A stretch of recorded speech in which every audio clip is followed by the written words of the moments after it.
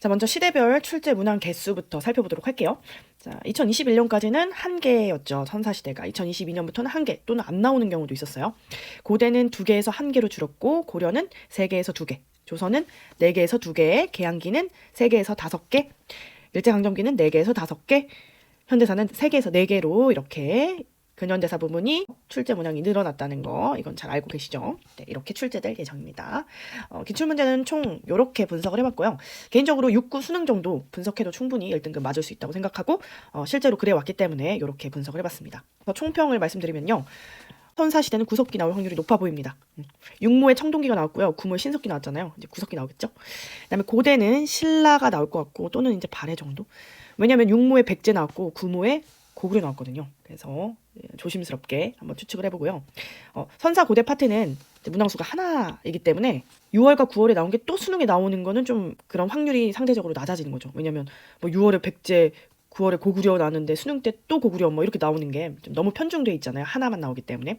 그렇기 때문에 이제 구석기, 신라 이렇게 나올 것 같다라고 말씀드리고요. 그리고 또 하나 특징이 예전에는 이제 뭐 왕별로 정책을 구분했어야 됐어요. 뭐 진흥왕이면 이런 정책들이 있고 이런 일들이 있었다. 근데 이제는 국가별 특징만 알아도 충분히 풀 수 있어요. 왜냐하면 한 문제 나오니까.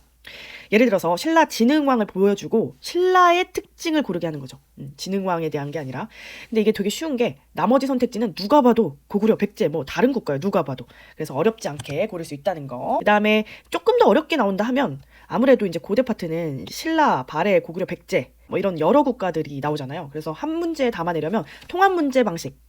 제시문은 고구려인데 이제 골라내야 될 답은 이제 백제이고 또는 A와 B 사이의 시기 문제. 뭐 예를 들어서 A가 고구려 광개토대왕 때 B가 고구려 부흥운동이야. 그러면 그 사이에 뭐가 있어야 되겠어요? 고구려 장수왕, 그쵸? 장수왕이 남진 정책한 거 이런 것들 골라내는 약간 A와 B 사이의 시기 문제 뭐 이렇게 출제될 확률도 있다라는 거 알려드리고요.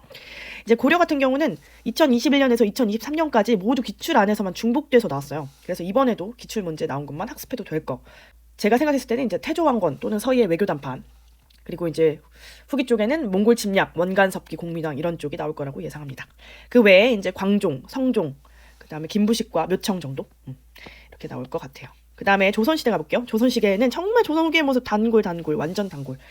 조선 후기 되면 이제 양반의 그 지위가 흔들리잖아요. 막 평민들이 양반되기도 하고 이런 것들을 보여주는 거, 뭐 공명첩 같은 거, 그다음에 이제 서얼들 차별 철폐 운동 같은 거, 그다음에 이제 뭐 박나의 폐단으로 인해서 대동법, 그다음에 모내기법을 통해서 수확량도 늘어나고 이런 모습들이 이제 조선 후기의 모습이고 그다음에 나중에 이제 산정의 문란으로 인해서 임술 농민분기, 뭐 홍경래난 이런 게 일어난다는 거, 그러니까 조선 후기의 모습이고요. 또는 이제 임진왜란, 이순신하고 권유로 알고 있죠. 곽재우, 조원, 의병쟁도 기억해줘야 되는 거. 그다음에 세종은 정말 많이 나왔어요. 세종대왕 다 알잖아, 그쵸? 세종 그리고 성종 나올 수 있다는 거. 조선 시대도 기출 내용만 봐도 한 문제는 무조건 맞춰요. 중복 출제되기 때문에. 근데 나머지 한 문제는 조금 잘 안 나오는 데서 나올 때도 있는 것 같긴 해요. 뭐 붕당 정치, 예속 논쟁 뭐 이런 거. 네. 이것도 근데 뭐 이따가 다 정리는 해드릴게요. 그다음에 이제 개항기, 일제강점기, 현대사 14문제를 묶어버렸어요. 얘네는 보니까 기출 문제만 진짜 분석해도 95% 이상 맞힐 수 있더라고요. 다만 일제강점기 독립군 파트 여기 좀 어렵잖아요. 그래서 변별력을 위해 한 문제 정도 출제될 수도 있으나 근데 또 그것마저도 단순한 내용을 묻기 때문에 암기해두면 될 것 같아요. 그 다음에 요새 또 이제 나오는 게 경제침탈 부분, 일본의 경제침탈, 조율통상장정을 통해서 방공령을 시행할 건 미리 알려줘라 라고 했던 이런 부분들, 그 다음에 메가타의 화폐정리 사업, 이런 것들도 좀 볼 필요가 있고요. 그리고 일본이 경제침탈을 해오면서 그에 맞선 우리들의 모습들, 보안회, 뭐 한국중앙총상의 국제보상운동 뭐 이런 것들도 같이 봐두면 좋습니다. 자, 결과적으로 한국사 1등급이 목표잖아요. 우리는 40점 이상. 이것을 목표로 한다면 이 강의만 들으면 여기로 가든 저기로 가든 1등급은 얻어맞게 돼 있다. 이게 저의 결론입니다. 확률적이니까요. 확률적으로. 아시다시피 한국사는 사실 정말 쉽게 나오잖아요. 근데 공부 안 하면 정말 어려울 수 있죠. 네.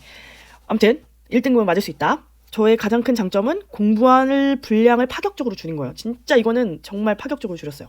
시중에 나온 그 어떤 강의와 요약집보다도 더 효율적으로 줄여놨으니까 찐 족보라고 보시면 되고요. 집중 바람, 언니 말 들어, 콘센트레이션 요미, 예, 기타 등등. 자, 저의 이제 강의 방식은 키워드 분석 1번, 그리고 지문과 정답에서 키워드 알아채기 2번. 끝이에요. 근데 이 키워드를 파격적으로 줄인 거죠. 사료가 두 개가 제시됐을 때 어려운 키워드 나오고 쉬운 키워드 나오는데 결국에는 어려운 키워드만 내진 않거든요. 우리 한국사는 되게 쉽게 나오기 때문에. 그러니까 의외로 우리가 막 많이 외우려고 하는데 의외로 쉬운 키워드만 잡고 가도 사실 다 풀리거든요. 그래서 이 키워드를 최대한 쉽고 아무튼 최대한 줄였어요. 그래서 이 키워드만 꼼꼼하게 외워주시면 될 것 같고 거의 A4 두 쪽으로 줄였거든요. 그러니까 자 그러면 선사시대부터 하나씩 가보도록 하겠습니다.